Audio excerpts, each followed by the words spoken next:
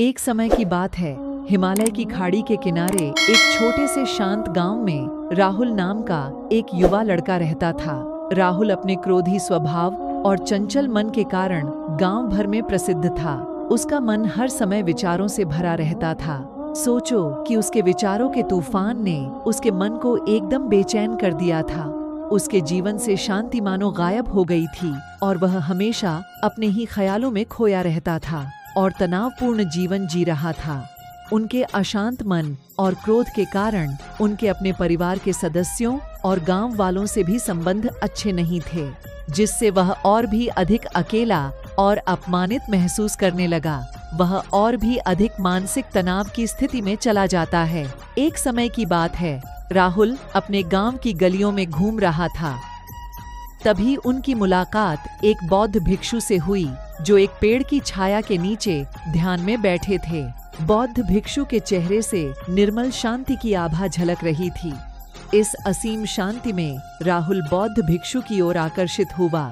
जब राहुल बौद्ध भिक्षु के करीब आया तो उसे अपने आसपास एक सकारात्मक ऊर्जा का एहसास हुआ।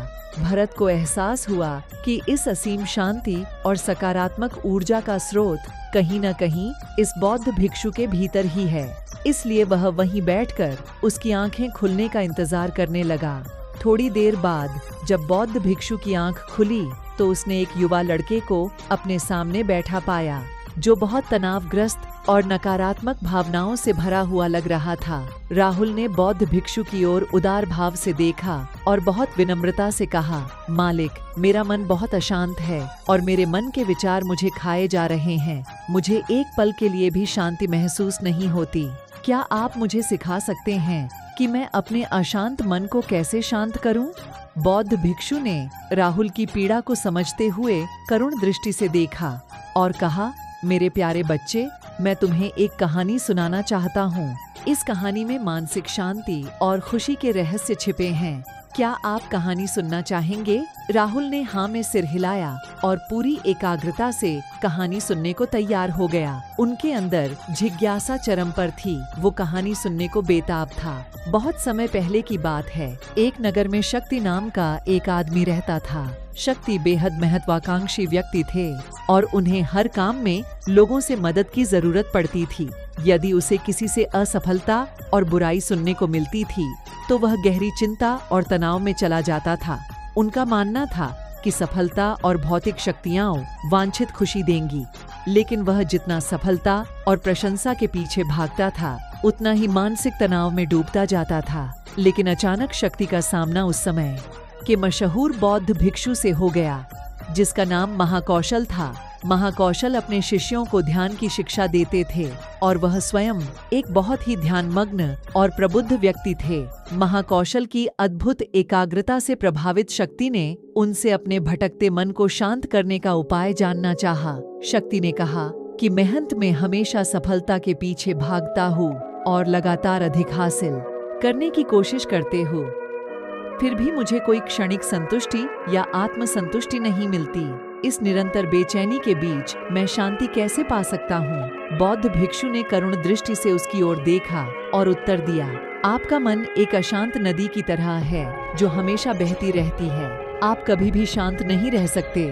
इसलिए इस अशांत मन को शांत करने के लिए आपको अपने विचारों को बिना किसी रुकावट के जाने देने की कला सीखनी होगी। शक्ति को आश्चर्य हुआ और उसने पूछा कि मैं अपने विचारों को कैसे जाने दूं? आखिर मैं भी तो अपनी इच्छाओं और महत्वाकांक्षाओं से बंधा हुआ हूँ। यह सुनकर बौद्ध भिक्षु मुस्कुरा दिए। बौद्ध भिक्षुक कहा, कल्पना करें कि आपके हाथ में पानी का एक गिलास है। अब आप इसे जितनी देर तक पकड़ कर रखेंगे, यह उतना ही भारी होता जाएगा और अगर आप इसे काफी देर तक पकड़े रहेंगे तो आपके हाथ में दर्द होने लगेगा। लेकिन अगर आप उस पकड़ को ढीला कर दें और छोड़ दें तो आपका बोझ खत्म हो जाएगा। राहुल ने पूरी कहानी और उसका संदेश ध्यानपूर्वक सुना। वह समझ गया कि अपने विचारों और इच्छाओं से चिपके रहने से उसका बोझ बढ़ जाता है और अंदर ही अंदर अशांति पैदा कर देता है। अब राहुल को कहानी का अंत सुनने की उत्सुकता से प्रतीक्षा थी। कहकर बौद्ध भिक्षु ने कहानी जारी रखी। एक बौद्ध भिक्षु की बात मानकर शक्ति ने विचारों को त्यागने का अभ्यास शुरू कर दिया। वह बिना किसी पूर्व निर्णय के अपने विचारों और भावनाओं को आते और जाते देखता था। अब उसने विचारों को पकड़ना बंद कर दिया था। विचार उठते थे और अपने आप चले जाते थे। धीरे धीरे उसे यह एहसास होने लगा कि उसकी इच्छा और भावना ही सभी दुखों का कारण है। जैसे जैसे शक्ति ध्यान में गहरे उतरते गए, उन्होंने पाया कि वर्तमान में जीना ही आंतरिक शांति का एकमात्र स्रोत है। वह खुद को वर्तमान में स्थापित करके अपने मन की निरंतर बकवास से छुटकारा पा सकता था। धीरे धीरे शक्ति का मन एक शांत झील की तरह हो गया, जो बाहरी दुनिया को अपने अंदर प्रतिबिंबित करती है। उन्होंने जीवन की सादगी में संतोष को अधिक महत्व दिया और भौतिक संपत्ति के प्रति अपना लगाव छोड़ दिया। जैसे ही शक्ति में ऐसे बदलाव की खबर लोगों के बीच फैली,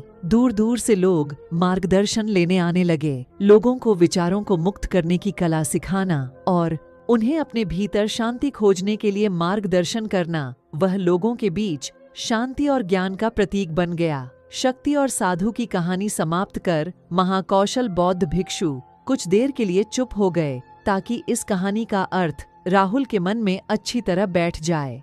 राहुल ने बौद्ध भिक्षु की ओर देखा तो उनकी आंखों में अब एक नई समझ दिखाई दे रही थी। राहुल ने धीरे से कहा कि मुझे इस कहानी में ज्ञान दिखता है, लेकिन मैं इसे अपने जीवन में कैसे लागू करूं? मैं अपने अशांत मन को कैसे शांत कर सकता हूं? राहुल के इस सवाल पर बौद्ध भिक्षु गर्मजोशी से मुस्कुराते हैं और फिर कहा कि अशांत मन को शांत करने का अभ्यास आत्म जागरूकता से शुरू होता है।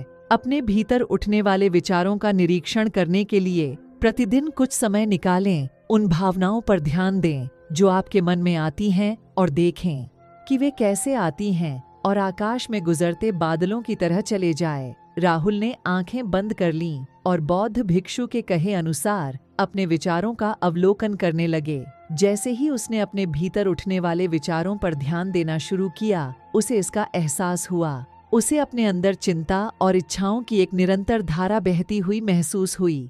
सिर्फ एक एहसास ने ही उसे एक अद्भुत शांति का एहसास कराया। उन्हें यह भी एहसास हुआ कि यह सभी विचारों और भावनाओं से अलग है। बौद्ध भिक्षु ने आगे कहा कि जैसे शक्ति ने खुद को सभी मोह माया से अलग कर लिया था, वैसे ही अपने मन को अशांतकारी विचारों और भावनाओं से मुक्त करने का अभ्यास विकसित करो। बिना किसी पूर्वाग्रह के विचार को वैसे ही स्वीकार करें जैसे वह आता है और फिर धीरे धीरे उन्हें जाने दें और अपना ध्यान वर्तमान क्षण पर केंद्रित करें। लेकिन राहुल ने टोकते हुए कहा कि अगर विचार और भावनाएं इतनी मजबूत हैं तो क्या होगा?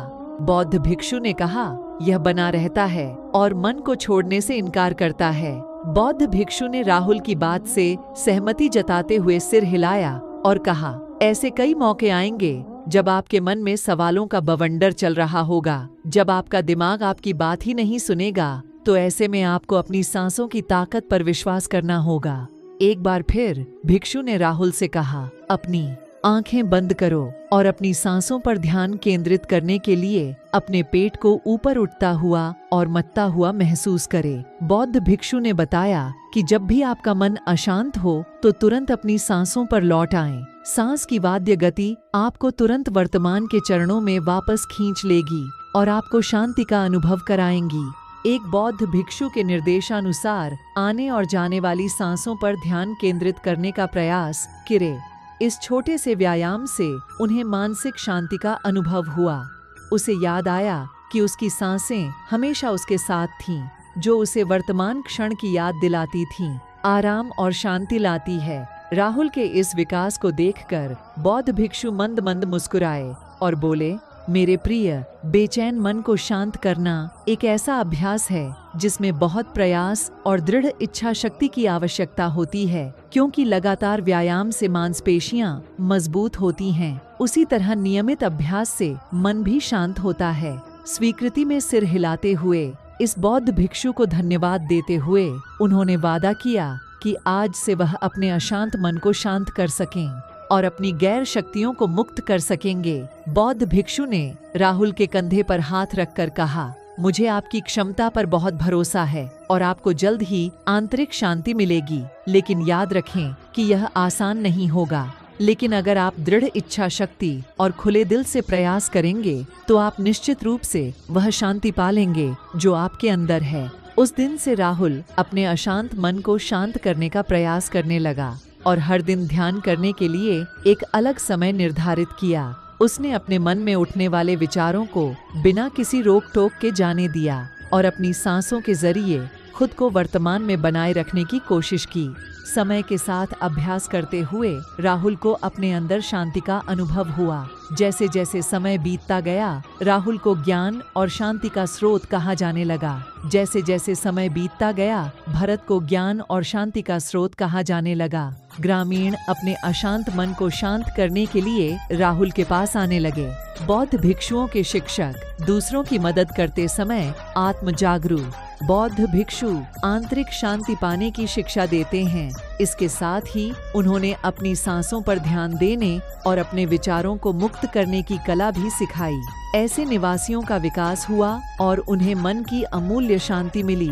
बौद्ध भिक्षु की शिक्षाओं और राहुल द्वारा संचालित अभ्यास के माध्यम से विचारों को त्यागने और वर्तमान में जीने की कला दूर दूर तक फैल गई। उन्होंने कई लोगों की जिंदगी बदल दी और जैसे जैसे समय बीतता गया, उनकी जिंदगी और भी बदलती गई। राहुल का शांत प्रभाव उसके गांव की सीमाओं से परे तक फैला हुआ था।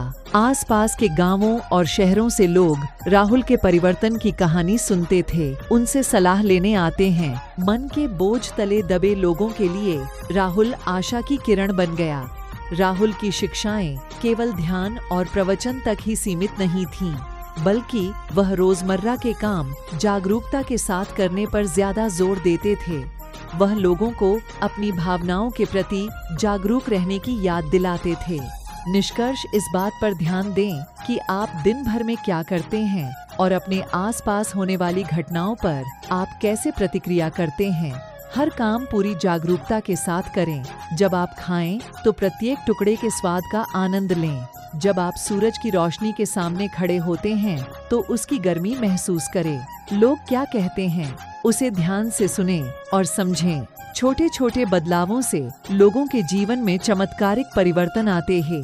राहुल की शिक्षाओं से लोगों ने सीखा कि जीवन का आनंद वर्तमान में जीने में है। दोस्तों, यह कहानी का अंत है। मुझे आशा है कि आपने इस मोटिवेशनल स्टोरी से बहुत कुछ सीखा होगा। आपका कीमती समय देने के लिए बहुत बहुत धन्यवाद। आप सभी लोगों को यह कहानी अच्छी लगी हो तो कमेंट सेक्शन में नमो बुद्ध लिखो प्लीज दोस्तों, और चैनल सब्सक्राइब कर देना दोस्तों।